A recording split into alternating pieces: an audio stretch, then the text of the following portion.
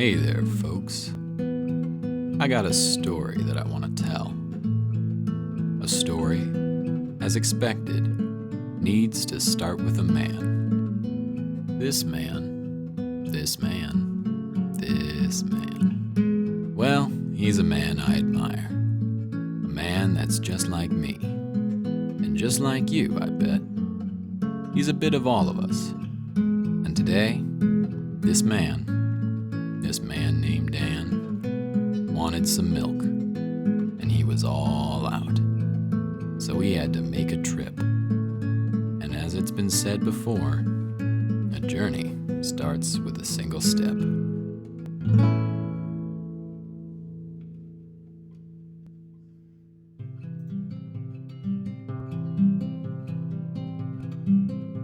So Dan the man walked, and he walked, and he walked, until he came up on a tree. And Dan said, "Look at this tree. This tree is tall like me. But if you look at that tree, it's not as tall as it could be. And that's something he couldn't see."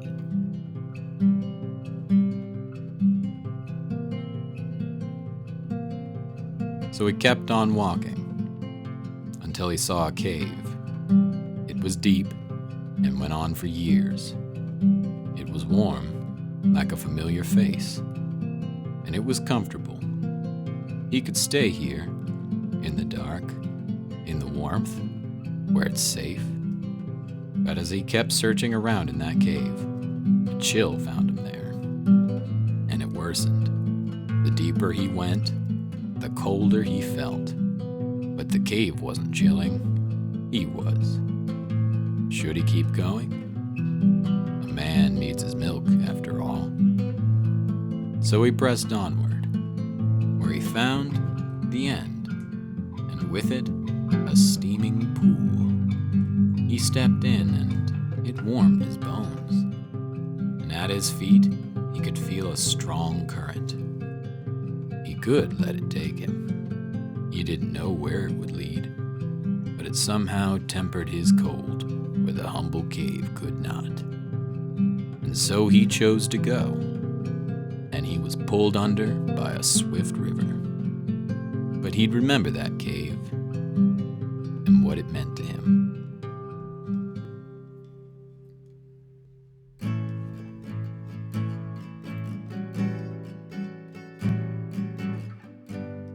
Dan the man tumbled down through the blue and the gray, where the water merged to a great river that guided all to an ocean far away. And here he met a school of fish who floated along in peace. And well, it all felt just sublime. That current could drag all one's problems away if you closed your eyes. Dan felt content to just float along in that blue for a while. But a man needs his milk. So he turns to the nearest fish and asks him, "Pardon me, my fishy friend. My time on this river must sadly end. I've never been this way before. Could you point me towards the shore?" And the fish looked at him, his eyes half glazed, and a smile crept up on his face. "Why leave the flow?" the fishy said. "You're on here now. You've made your bed. Don't rock the waves. Just relax. Not too slow and not too fast." And Dan saw that all the fish around him weren't fishing right. They floated instead of swam. But it wasn't right to not fight back. So he turned to that fish and said, "I can see the shore, but before I go, I feel like there's something you should know. Not to say your way's subpar, but if you always go with the flow, you'll miss where you are." And so Dan swam, his arms pulling hard, and the fish looked in awe as this man left the river behind for an unknown land.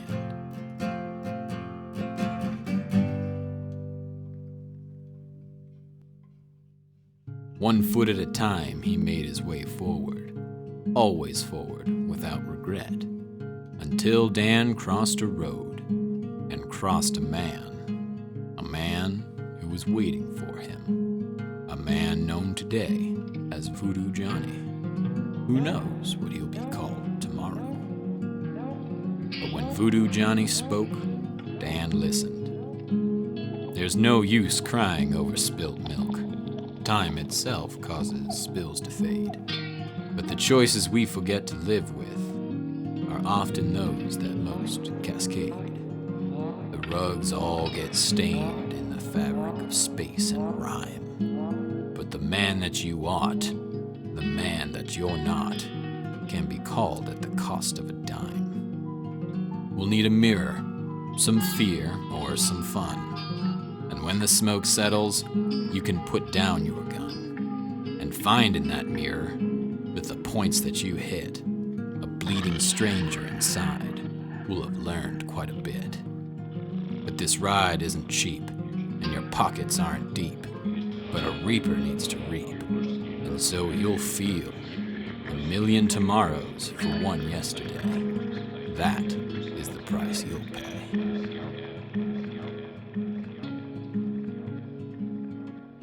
Well, that was weird.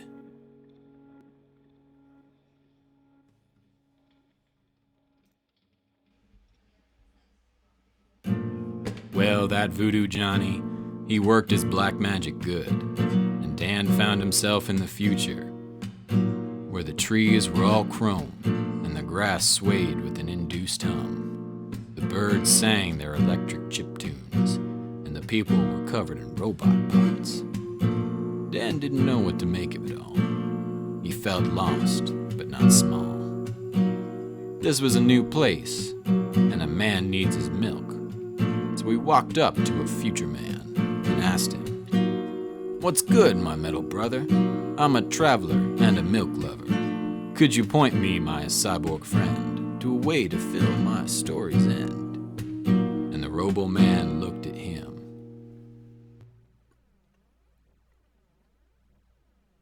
And he said, "What's with the rush, fleshy man? You'll lose the moment going and if you fall behind, you'll never mind the moment here, so stay, unwind." And Dan looked at him, something familiar in that phrase, yet somehow twisted. This future man, could he feel his cold steel? And from what did these words his past reveal? "But my brother," our Dan lends, "you'll never get to happy ends if you stay forever in one place. Sure, it's a path and not a race, but you have to walk it eventually. Life is not a rooted tree. Be free." And Dan walked away feeling all sorts of feels. Feeling what? Well, I'm not sure. When a man gets like that, he often needs to be alone. Here was the future, the bright lights and future noise, but things had frozen still, their place suspended by the whirring clocks inside, a society of mechanical apathy. So Dan walked away as far as he could, until he came upon an empty shrine. This place of worship long since decayed. There were no gods here. Not like it mattered to Dan. He just needed a place to stay, a place to cool his brain, to make sense of what he had seen. Where did it all go wrong? Who's to blame for this whacked out way? He started to question, was the milk worth it? Had he been a fool to try? So he laid back his head and closed his eyes. Would it be a lie to just lie?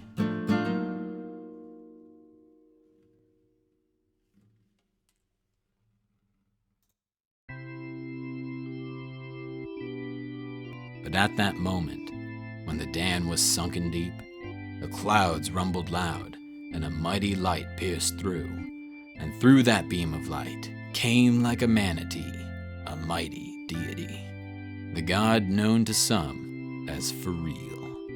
And he spoke, "Hear me, child, your journey does not end here.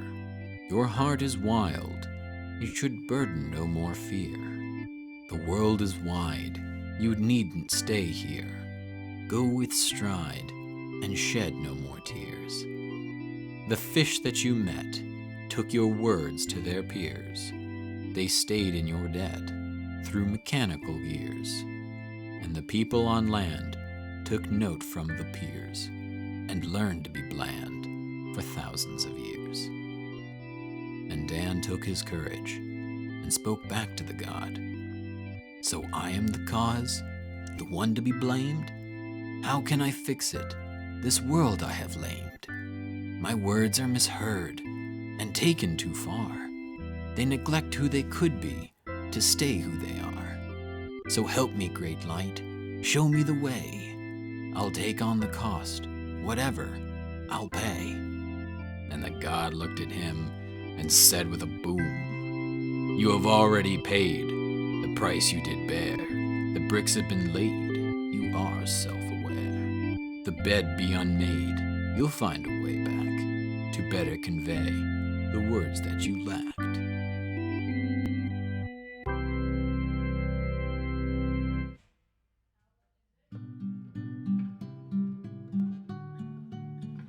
And Dan took comfort in those words and traveled on to lands far away. The old East or the new West? I'm not really sure. Maybe it was some direction you and I will never think of. But wherever he went, he grew and grew. And he filled his shoes with the dirt of the roads he walked until he found his way back in time, back to that river, out of that cave, where the fish now stayed, floating still within its waves. So Dan laid in that water and enjoyed the flow, where the fish watched him closely, this man they had listened to, this man that had scolded them years before for what he was doing now. When one little fish spoke out. How can this be? My eyes don't deceive. You now ride the wave like we once had behaved. But you told us to row. We listened, you know. It's disturbing to see you floating carefree. And Dan said peacefully, I do what I like, just not for too long. Enjoy what you have, but keep moving on. And with that, he exited the river and walked away without looking back. This time the fish didn't know what to think, but they knew they had to think, and think hard, for no one was coming to tell them which way to move.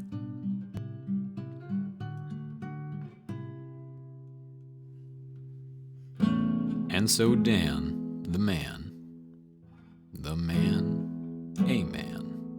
our man, with a song in his head and a plan in his heart, walked along this earth, leaving little behind, but enough to know he was there. For what purpose and for how long? I don't know. A man's place is never set, and his path is often winding, and a story can often sound like a ramble, but it's sure a good story. One that I like to tell anyway. Sometimes that's all we need. A good story worth listening to.